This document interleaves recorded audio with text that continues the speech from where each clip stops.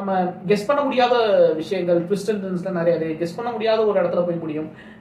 ரொம்பவே ஒரு நல்ல ஒரு தியேட்ரிக்கல் எக்ஸ்பீரியன்ஸாகவே இருந்துச்சு. திருஷ்யம்க்கு யாரெல்லாம் ஃபேன்ஸோ அவங்க எல்லாருக்கும் இந்த படம் கண்டிப்பாக பிடிக்கும்.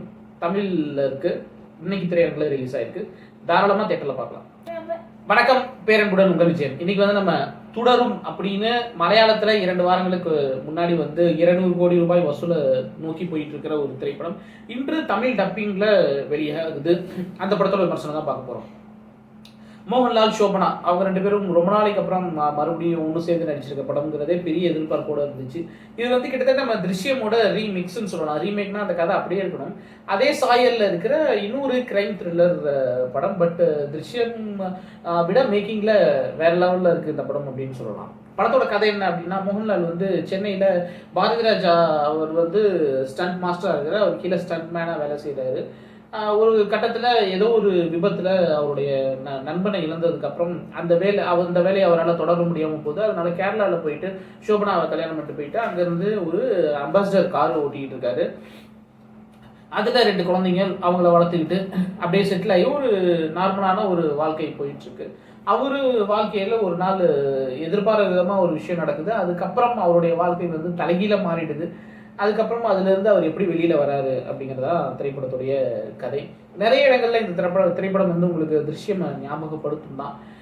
படத்தில் நிறைய மலையாள நடிகர்கள், மோகன்லால், சோபனாவை தாண்டி நிறைய புதுமுகங்கள்னு சொல்லலாம். வில்லனா அவர் வந்து ஒரு ஆட் ஃபில்ம் மேக்கர். இதுதான் ஃபர்ஸ்ட் படம். ஆனால் சொல்லவே முடியாது ஒரு புது படம்னு, முதல் படம்னு அப்படி ஒரு வில்லத்தனம் பண்ணியிருக்காரு அவர். அதுக்கப்புறம் பாரதிராஜா ஒரு அழகான கேமியோ, படத்தோட ஃபர்ஸ்ட் ஹாஃப் கொஞ்ச நேரம் தான் வராரு.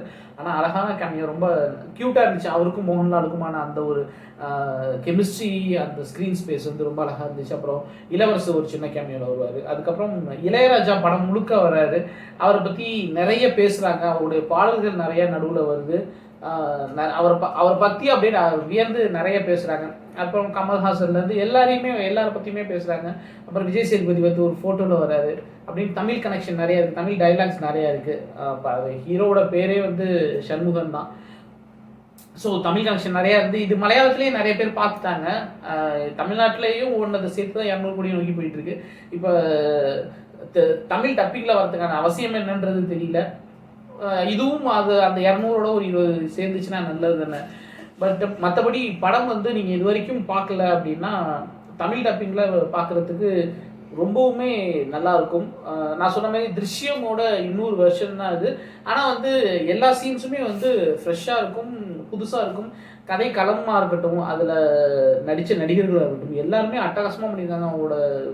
அவங்களோட நடிப்பு, அவங்களோட பெர்ஃபார்மன்ஸ் வந்து அட்டகாசமாக விட்டுருந்தாங்க. டெக்னிக்கலாகவும் ரொம்ப சவுண்டான ஒரு படம். படம் எதை நோக்கி போகுதுன்னே தெரியாமல் போயிட்டுருக்கோம். பட் எதையோ நோக்கி போய் ஒரு மாதிரி வித்தியாசமாக நம்ம கெஸ் பண்ண முடியாத விஷயங்கள், ட்விஸ்ட் அண்ட் டர்ன்ஸில் நிறைய கெஸ் பண்ண முடியாத ஒரு இடத்துல போய் முடியும். ரொம்பவே ஒரு நல்ல ஒரு தியேட்ரிக்கல் எக்ஸ்பீரியன்ஸாகவே இருந்துச்சு. திருஷ்யம்க்கு யாரெல்லாம் ஃபேன்ஸோ அவங்க எல்லாருக்கும் இந்த படம் கண்டிப்பாக பிடிக்கும். தமிழில் இருக்குது, இன்னைக்கு திரையரங்கில் ரிலீஸ் ஆயிருக்கு. தாராளமாக தியேட்டரில் பார்க்கலாம். இந்த விஷயம் பிடிச்சிருந்தா லைக் பண்ணுங்கள், ஷேர் பண்ணுங்கள், கமெண்ட் பண்ணுங்கள், நம்ம சேனல் சப்ஸ்கிரைப் பண்ணுங்கள். அன்பை பகிர்வோம்.